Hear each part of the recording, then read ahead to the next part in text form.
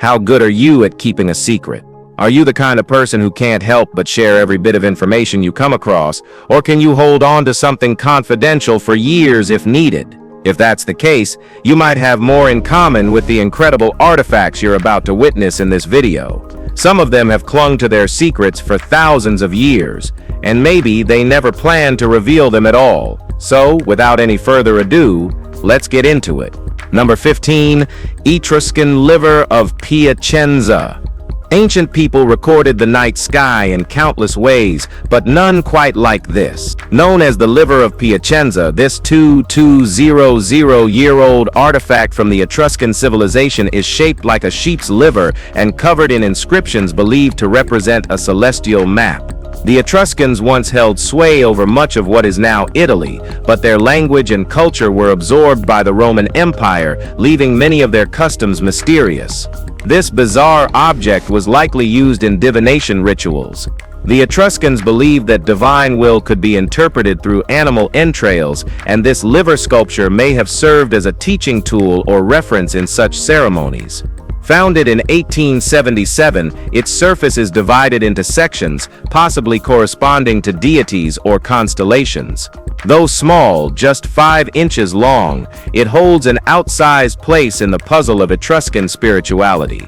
Today, scholars still debate its exact purpose, but it offers a rare glimpse into a belief system we barely understand, written in a language we can't fully read. Number 14. The architect etched into limestone. In ancient Egypt, broken pieces of limestone or pottery used for sketches or notes were known as ostraka. The most famous example of all might be the Ostracon of Senenmut, an artifact dated to the reign of Hatshepsut 3,500 years ago. Though the piece itself is fragmented and unpolished, it bears a carefully drawn image of Senenmut, a royal architect and high-ranking official of Egypt's 18th dynasty. While Hatshepsut ruled as pharaoh, Senenmut designed some of the most iconic structures of her reign. This ostracon doesn't reflect finished royal art. It's raw and personal, likely a rough draft or an artistic exercise. Some scholars believe it may have even been used for training young scribes or artists. Others argue that it functioned like a cartoon or satire. Either way, it humanizes a man often remembered only through towering architecture. Number 13. The mushroom stones of Guatemala. For over a century, carved mushroom stones have surfaced throughout Guatemala, with a few popping up in southern Mexico.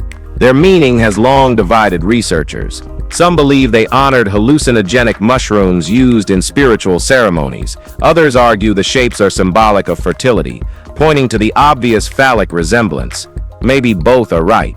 In many pre-Columbian societies, especially in Mesoamerica, psychoactive mushrooms were central to rituals. The Aztecs called psilocybin mushrooms tionanacatl, or flesh of the gods, used by shamans to induce visions and connect with spiritual realms.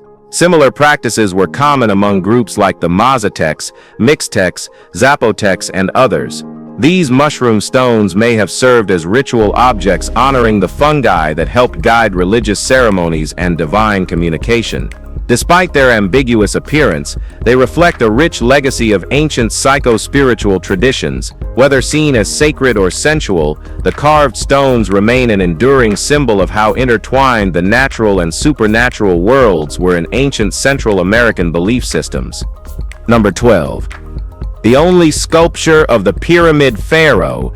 In 1903, British Egyptologist Sir William Matthew Flinders Petrie uncovered something remarkable while excavating at Qam el-Sultan in Abydos, a palm-sized statue of Pharaoh Khufu, the man who commissioned the Great Pyramid of Giza. What makes this artifact extraordinary isn't just that it portrays one of Egypt's most important rulers, it's that it's the only known three-dimensional statue of him ever found. The sculpture shows Khufu seated in a calm, almost meditative pose. While it's tempting to assume this was carved during his lifetime, scholars can't confirm its date with certainty. It might have been made posthumously, as part of a funerary cult. The origin and timing remain debated due to gaps in provenance and the challenge of precisely dating carved stone. Regardless, This tiny figure holds immense value. It's not the grandeur of the Great Pyramid, but it's a more personal portrait, a silent remnant of a man who built one of the world's greatest wonders and yet left almost nothing of himself behind.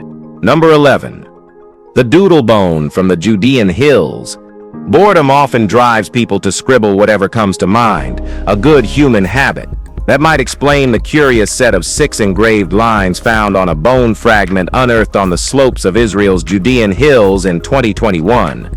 Estimated to be 120,000 years old, the bone once belonged to an aurochs, an extinct wild ox hunted by Paleolithic people.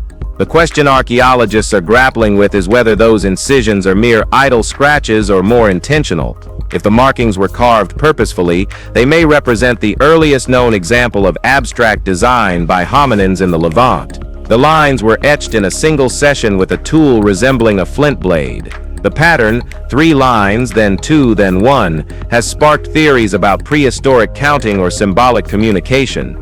Whether it was a moment of artistic thought or a practical tally, this artifact pushes the timeline of human cognition further back than previously imagined, offering a glimpse into the thinking patterns of our most distant ancestors. Number 10. Fragment of Greek warrior relief. In early 2021, archaeologists working near Sozopol, Bulgaria, unearthed a small but striking terracotta relief showing 2 Greek hoplites. Though only a fragment, the detail is unmistakable. One soldier raises a horn to his lips, while the other stands ready with spear and shield. Dressed in full Corinthian armor, they march forward as if frozen in ceremonial stride. The artifact likely dates back 2,500 years and is believed to have once formed part of a larger frieze in a temple devoted to Apollo. Sozopol, originally known as Apollonia Pontica, was founded by Greek settlers, and temples to Apollo were central to the town's identity. Other fragments from similar reliefs were found in 2018 and 2019, and researchers believe this piece may connect to them. Still, there's no guarantee that the entire artwork has survived. What's certain is that this shard captures a moment of ritualized martial presence, a symbol of faith, war, and big cultural pride. Number 9. The bronze mask of Pan. Across ancient civilizations, masks often played ceremonial or religious roles. They've been found in abundance across museums worldwide. Still, the bronze mask found in 2015 near the ancient site of Hippos Sosita in Israel stands apart. This rare mask represents Pan, the Greek god of shepherds and wild places, and is made of bronze, a material seldom used for large-scale masks due to its weight and cost.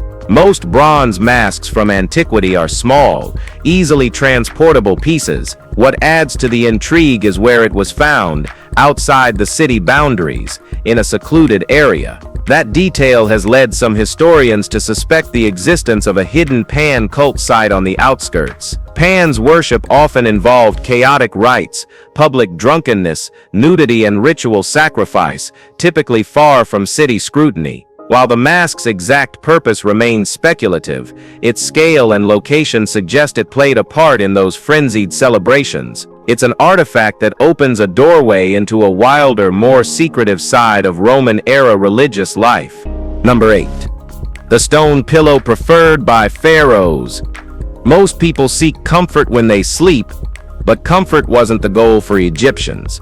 Instead of soft pillows, they lay their heads on curved stone blocks called headrests, used for nearly 3,000 years.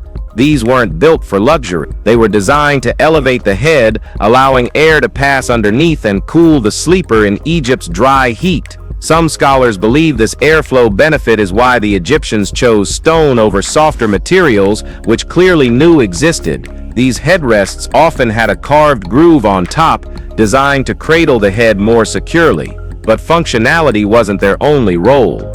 Many surviving examples are adorned with protective deities like Bes, the guardian of dreams and sleepers. This suggests they served a spiritual purpose too, possibly warding off evil during rest. You can't carve protective blessings into straw or feathers, but you can into stone. Whether used by royalty or commoners, these objects were more than bedding. They were part of a belief system that treated sleep as a vulnerable, even sacred state. Number 7. Miniature gods at the Temple of Ptah. Karnak in Egypt is famous for its towering statues, yet in 2015, it was the smaller relics that caught everyone's focus. During routine work near the ancient Temple of Ptah, archaeologists found a collection of finely crafted figurines. These included 14 representations of Osiris, 3 baboon statues, a feline figure, and 2 sculptures of the goddess Mut, each no taller than a handspan.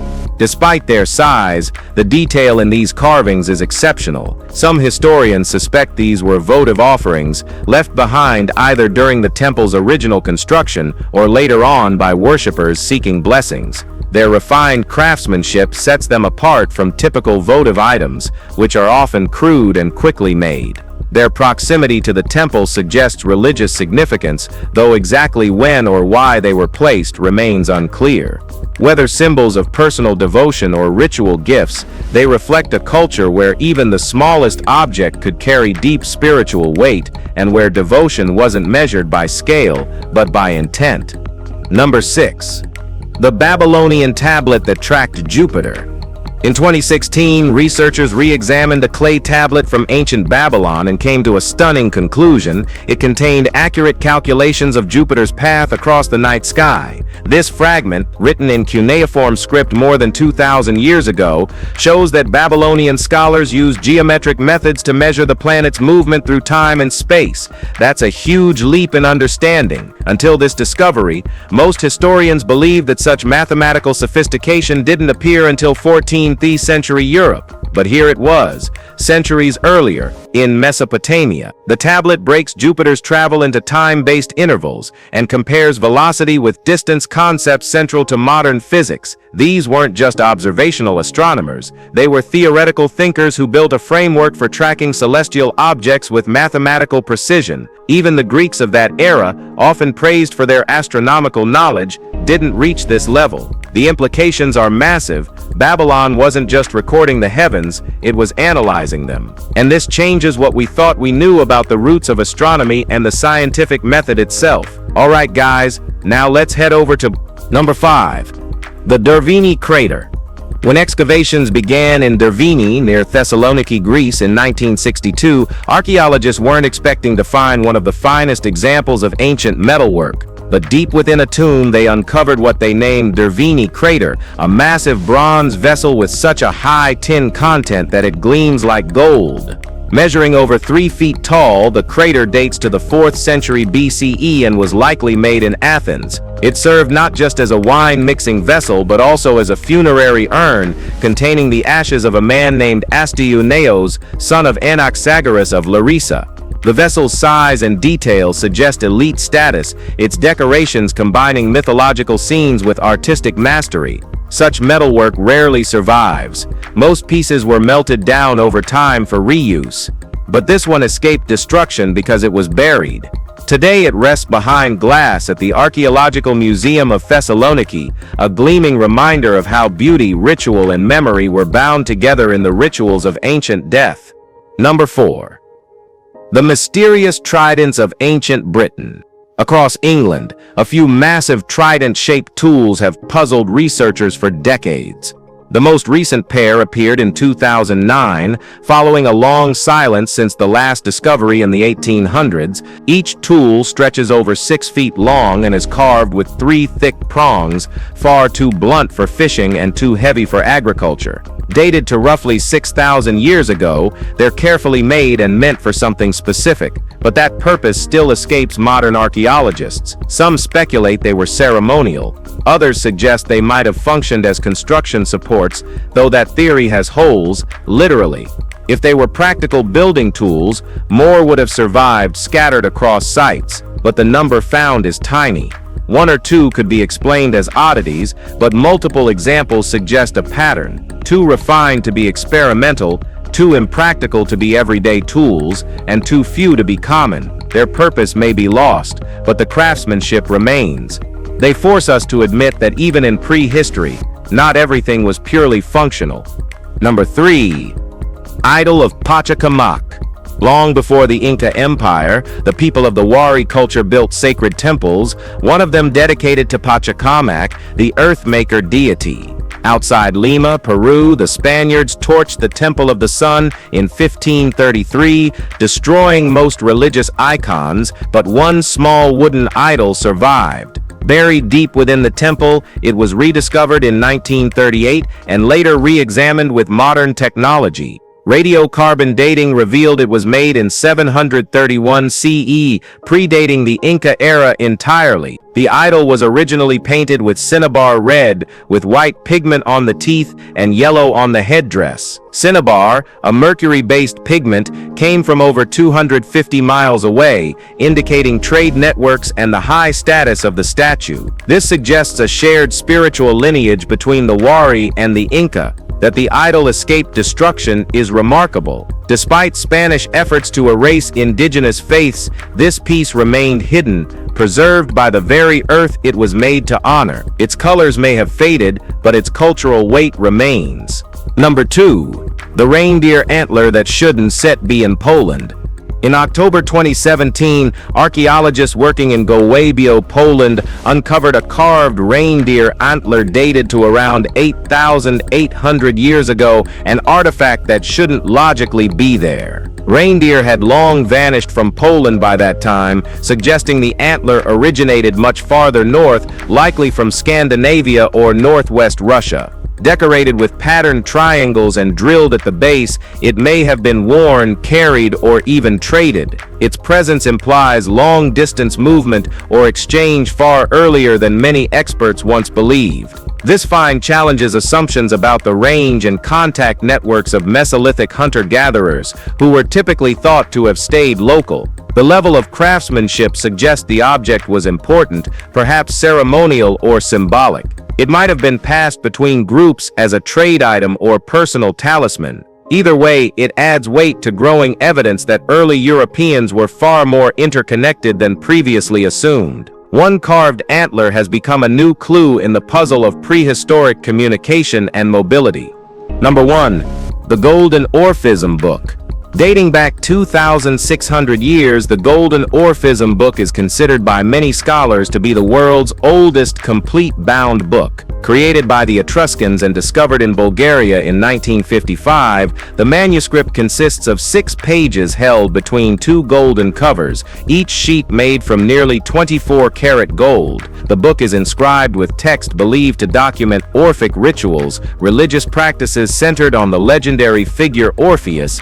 Although we've yet to fully decipher the Etruscan language, the symbols and recurring phrases suggest that it played a ceremonial role, possibly funerary. Its arrival in Bulgaria remains a mystery, though trade between the Balkans and the Italian peninsula could explain its journey. Unlike most ancient religious texts, which are often preserved on clay tablets or parchment, this one was etched into precious metal, preserving both form and meaning. Now housed in the National Historical Museum in Sofia, it stands as a testament to Etruscan spiritual life, artistry, and craftsmanship at a level rarely seen in any era. If you've enjoyed this video, be sure to like, share, and subscribe for more amazing content like this. Thanks for tuning in, and we'll see you soon in the next one.